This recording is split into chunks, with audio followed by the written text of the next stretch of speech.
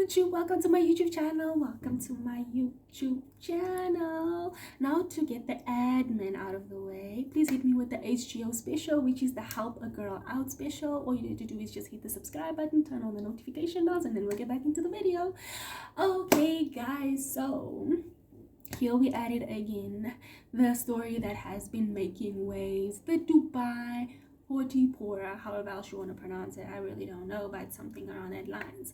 So I came across a very interesting story, and that's what we're going to be reading today in today's story time, right? It's a true story. It's about this lady this young lady that had actually gone to Dubai, and she is accounting her first experience in real time as to everything that she had encountered. So please guys, I hope you enjoy this video. Do like and subscribe and comment below as to what other story times you guys would like to have on this channel, because you know I like to interact with you guys. So let's get back into the video. I agreed to date a millionaire in Dubai. Hello, I'm a 24-year-old female, and honestly, God and nature gave me a beauty and a dream body. I was once a maid of honor to a young dolphin that was being politically projected in my country, whose name I will not reveal, otherwise it would be recognized very quickly. Sensibly 2 weeks ago, I went to Dubai for the first time with a friend who usually goes there.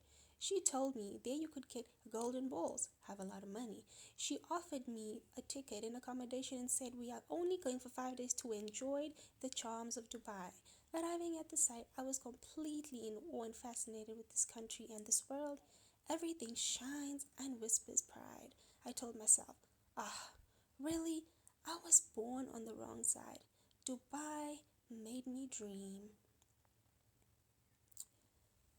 So then on the third day, I was approached by a strange man. A man, when you look at him, you know he's full of money. He told me he liked me and wanted to spend a night with me in a quiet place. He proceeded and told me in exchange for a day shopping at the stores of my choice and a large amount of money. Donation $50,000. I was left speechless at how surprised I was at his proposal.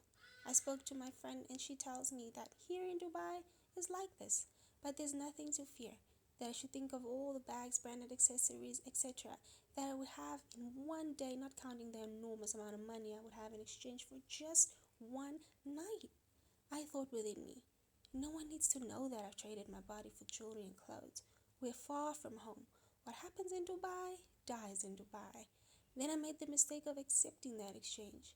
The appointment was then scheduled for the next day. On D-Day, a man came to pick me up at 10 o'clock from my hotel in a prosperous Lamborghini Diablo and took me to see the mister who approached me. He then asked me to sign a non-confidence agreement because in Dubai, due to their religion, all secrecy was little, and why one night 6 I would be entitled to everything I wanted. So he quickly handed me a bag of bills to the guy who came to pick me up, who more looked like a bodyguard due to physical advantage, and ordered him to take me shopping. Then he handed me a big envelope. I had a dream day, and amongst Dubai's major stores, amongst restaurants, massage parlors, giant shoppings and malls, etc. For the first time, I was able to buy an original Chanel bag and Hermande sandals. I bought perfume, clothes from Yves Saint Laurent, Prada, snacks, Louis Vuitton wallets, Balenciaga, and many more brands of the elite. After my shopping, his bodyguard put me to the hotel and told me to prepare 10 o'clock. He will come back to pick me up to meet my boss's needs. I couldn't believe it seemed like a dream. I was so happy with my shopping. I really didn't care what came next. Around 10 on time, the bodyguard came to pick me up and took me to the house of the billionaire man. We were stationed in his mansion by sea. We went to the pier. We entered a super sophisticated boat, and we then went on the sea. Oh my gosh, my ordeal was about to begin. He wasn't alone there. There were 4 other men with him. I didn't have the right to talk. I just had to hold on until it was over. I thought I would only have to deal with one man. Everything was changing already. No, I don't even have words. It was far more than I could handle that night. I was their sexual object, actually the object of their sexual sadism. They penetrated me in all the holes. They put me on a leash, and I was forced to have sex with a dog and big. I couldn't speak. They tied me up with a gag, had a big pole. They shoved things into my anus and vagina, so suffocating. See, held her up while they shoved in my face, in my own feet, choked me with their dick till I threw up multiple times, made me drink my vomit. One peed on my face and pooped in my mouth. I was forced to swallow all that fecal cake and a bunch of other unexplainable ISs. After doing all this, I was thrown into the water, and the boss told his bodyguard to get me out of the water. He then gave me a towel. I was shaking and crying uncontrollably. I could feel my anus bleeding and my swollen vagina full of bruises and sore. I smelled filth, a mixture of feces, urine, and acid sperm. Checked into my hotel around 4 a.m. in a state of shame. My friend came to see me around 9 o'clock, saw me in the condition, and told me, "My dear, you'll get used to it." I remember seeing her on the boat last night. Like me, I asked her why she didn't tell me what was going to happen. She told me that not everyone has foreign practices. Sometimes it's just sex, really, and that she didn't want to scare me by taking the risk of turning the proposal down. I was shocked how she could make me go through this. Today I feel dirty. I lost my humanity, my dignity. I want to die.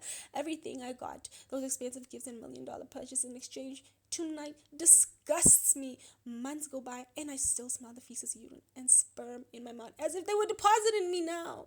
I needed to talk about this because no one knows. She will read it. I just want her to know that she ruined my life. I don't even know if I'll ever have kids one day. I am so broken. I think about suicide all the time. I think I'm going crazy. I hear voices whispering where silence is. I close my eyes and remember that moment and they're just laughing and having fun. I see heroes of these feasts everywhere. I sometimes catch myself screaming and crying with no apparent explanation. Thank you for not judging me. I made mistakes and trusted the wrong person. My greed and ambition today makes me pay dearly. Thank you for reading me. Anonymous.